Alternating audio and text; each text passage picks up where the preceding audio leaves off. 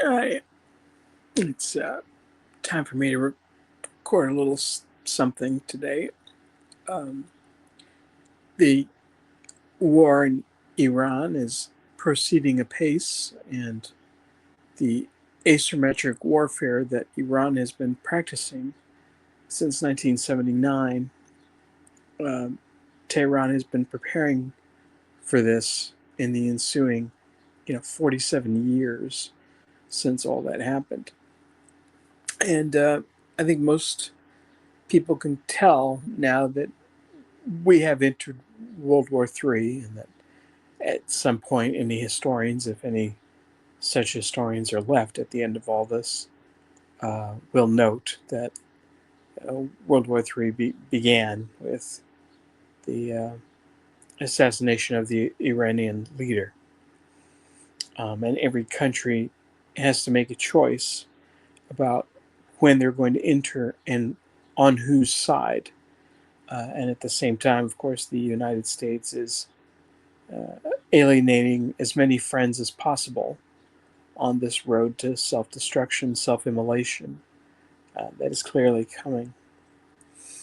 And when I've been talking about this war, which has been brewing for a couple of years, I've been talking about St. Augustine's book, The City of God, which I've recommended that people take a look at. And the reason I do is that St. Augustine lived through the end of the world, one of the many ends of the world that has happened on our planet, specifically the invasion of North Africa. He was the Bishop of Hippo in North Africa when the Visigoths came and sacked the entire place where he lived. He survived this sacking, lived through it, and wrote The City of God as a response. This was in 410 AD. He lived another 20 years, if I remember right, during which he produced other works as well. But he points to a distinction between the city of God and the city of man. Of course, the city of God being perfect and the city of man being, what we see all around us, which is sort of Platonist, and he was sort of Platonist in his views. I don't know that he specifically adheres to a theory of forms per se, but he does accept the distinction between the perfect idealized thing and the nature of physical bodies. So, in other words, there is a body and there is a soul, and they're created at the same time. Everything is created at the same time, according to Augustine, which is kind of funny. He was not a fundamentalist Christian. He did not believe in a 6-day creation from Genesis. He held that the 6 days was metaphorical, and that God, when he created the universe, created everything at once. Ex nihilo, in a big bang, perhaps. He didn't say that, but so it's just interesting that somebody in the 5th century who is far more familiar with the Bible than anyone who's a fundamentalist today was able to accept that there are metaphors in the text.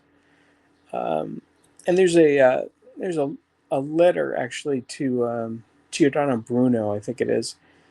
It's not involving Augustine, but it says that the Bible is inerrant, but our interpretation, because we are merely human, we could be mistaken. So Augustine holds something very similar to that. He also was one of the first purveyors of the ontological argument in philosophy.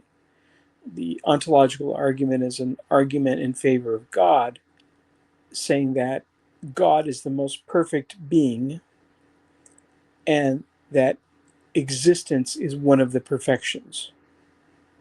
So it would not make sense to have a being that is perfectly omniscient and perfectly omnibenevolent and perfectly all-powerful, but didn't exist. This was later refuted by Immanuel Kant, who said that existence is not a predicate. But in any case, what I'm pointing out is this is something that Augustine spent a lot of time thinking about and had complicated opinions on.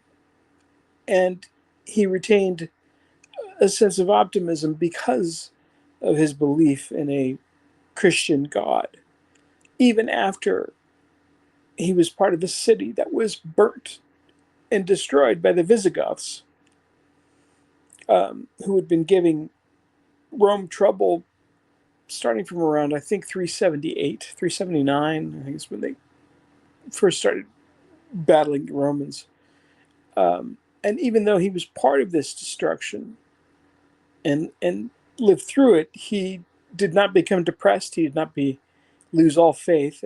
Like I say, he lived another 20 years or so, still in the hope of a loving Christian God that's overseeing everything, which I find kind of fascinating. That he could have lived through something like that and still retained his belief. And note, I am not a Christian. I am decidedly not a Catholic. I am, in some ways, sort of anti-Catholic. I'm more Gnostic, than anything else. Another interesting thing about all the fervor that's gone on lately is that the Gnostics believed that we were perfect and dually natured until we come to Earth.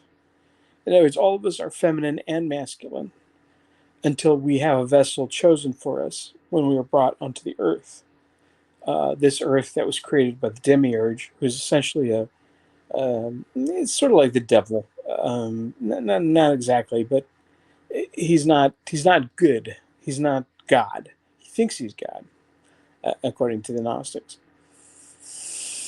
But the City of God is one of those texts that, even though I may disagree with large portions of it, I respect the thought, the intellect that is displayed in these pages. And like I say, I'm also very respectful of the attitude that he brought to bear against a complete calamity. I think it's important to have that. It doesn't have to be God. It could be anything you like, community, your own heart, whatever feeds your soul. It's an important thing to hang on to because I believe that life for everybody is shortly going to be very, very trying, even more trying than it has been. And that all of the sort of this wonderfully, separate lives filled with technology is going to change pretty soon, possibly this year.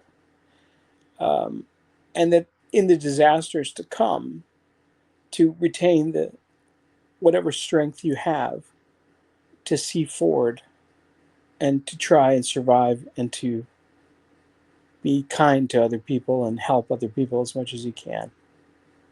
Because I think that the sort of the hell on earth that we've been busy exporting to other countries since World War II is coming home to roost. Anyway, I just wanted to mention that and encourage people to take a look at St. Augustine's The City of God, which is a finely written and well-intentioned book. Thanks.